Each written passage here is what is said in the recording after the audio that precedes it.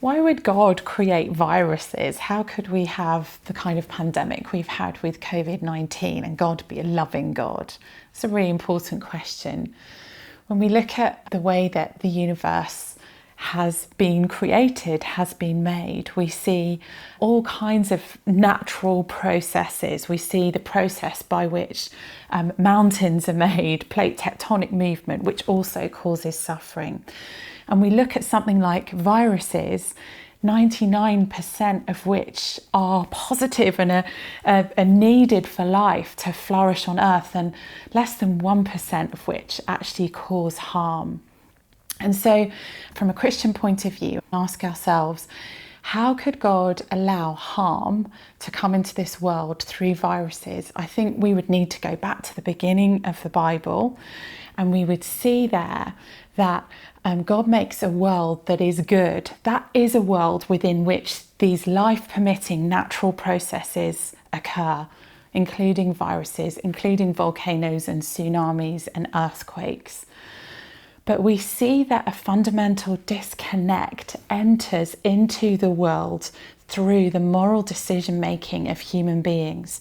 So there's a connection between our selfishness and things going wrong with the environment, with the world. That's how the Bible understands it. And so I would say that 1% of viruses that now cause harm are related within a biblical explanation back to human moral decision making. So how then could God allow that to continue? Why didn't he just step in and solve it? Well, again, I think we need to think about the capacity that we as human beings have to make free decisions. You see, we could say, well, God, if he was really good, could just intervene and change this one tiny thing, the viruses. But then we might look at harm caused by earthquakes, and we say, well, no, he'd need them to step in and change that as well. And very quickly you have a world in which God is constantly stepping in to make minor and little adjustments. And actually that's a world in which our choices as human beings are constantly overridden. And that's a world in which freedom disappears, and a world in which ultimately love disappears. God is a loving God, and he's made a world within which love is possible.